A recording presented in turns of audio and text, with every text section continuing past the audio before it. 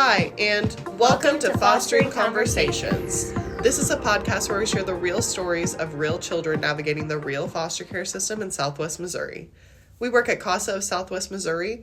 CASA stands for Court-Appointed Special Advocates, and we stand alongside children while they experience the system.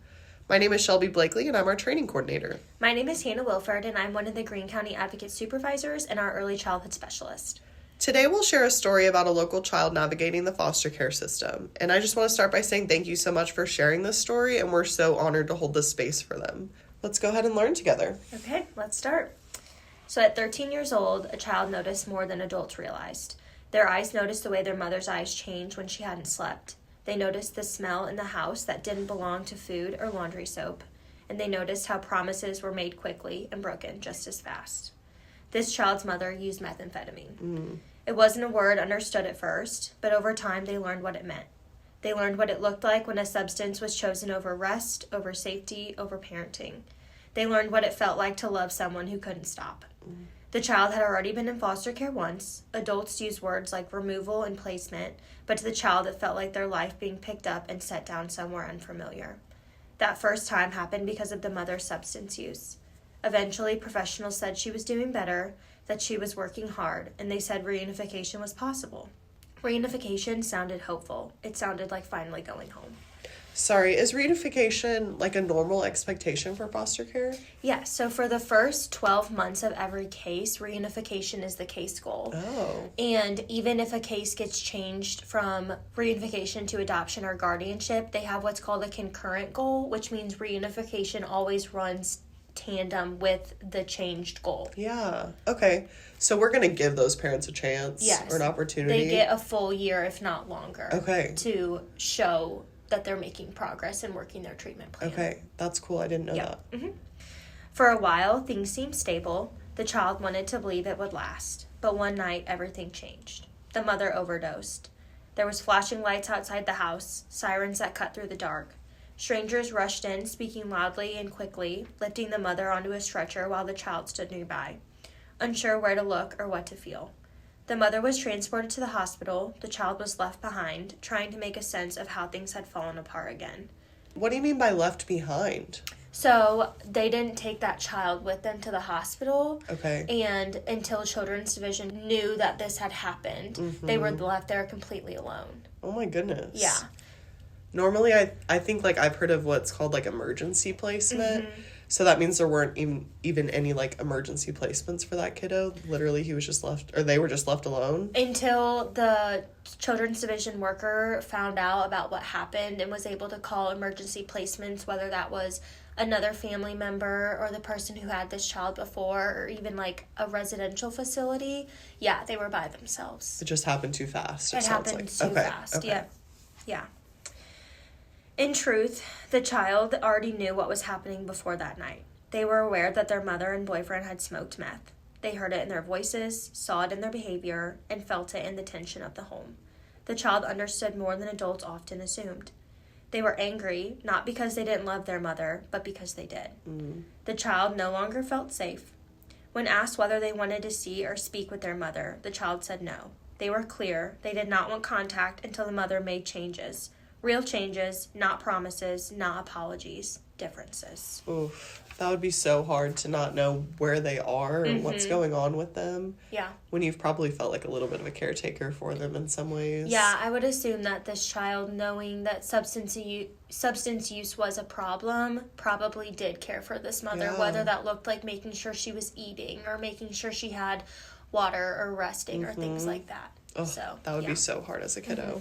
Yeah. So as this case continued, the mother moved from one relationship to another. They faced changes, but the patterns did not.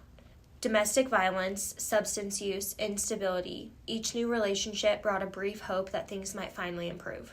They did not. The mother was not able to get clean.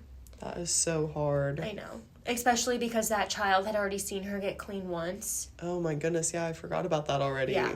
Wow. That would be... Like, I would feel hopeless. Yeah. I think as a kiddo. That would be really hard to feel optimistic or positive. Especially as a 13-year-old child. Oh my goodness. Knowing that it's possible. Knowing that they've done the hard work, but that, like, this time something's different. Yeah, and at 13, you're trying to, like, start preparing for your own life, too. So how could you even start doing that Yeah. or thinking about that? Yeah. Professionals discuss the case in meetings and reports. They use words like relapse and noncompliance. What those words didn't fully capture was what it felt like to be a child watching someone they loved slip further away. But one adult did not leave. The CASA volunteer stayed. She showed up when she said she would. She listened without judgment, without pressure. She did not make promises she couldn't keep.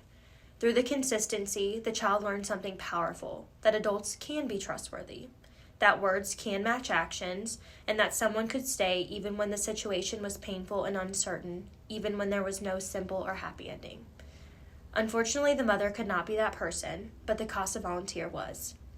And because of the steady presence, the child learned that what happened was not their fault, that safety does matter, that consistency matters, and that sometimes the adult who changes a child's life is not one that gave it to them, but the one who stands beside them and refuses to walk away. Oh my goodness. I know. Can you say that sentence again? That is so impactful.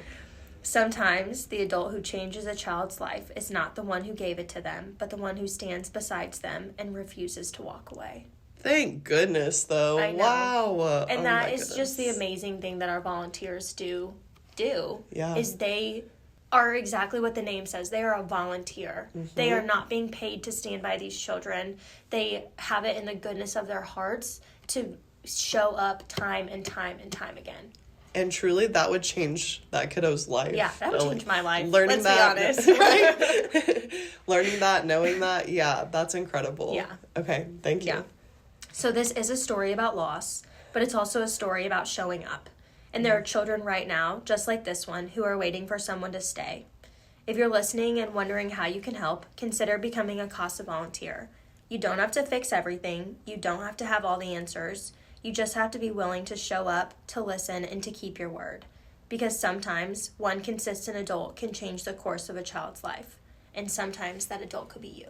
Oh my goodness. Thank you so much for Yeah, of sharing. course. Holy cow. Okay, well, I hope that sticks with all of us. It'll definitely stick with me. Mm-hmm. We're going to move on to a pretty fun part of our podcast where we share a joke. Our judge loves when children come into the courtroom, and he especially loves when they have a joke prepared. So in honor of that tradition, we're going to listen to a little bit of a joke. Why are fish such terrible basketball players? They're afraid to go near the net. How so cute. Okay, well, obviously we love children. We Yes. love what we're doing. So thank you so much for learning alongside us today. We're another episode down. And another child's future up. Bye. Bye.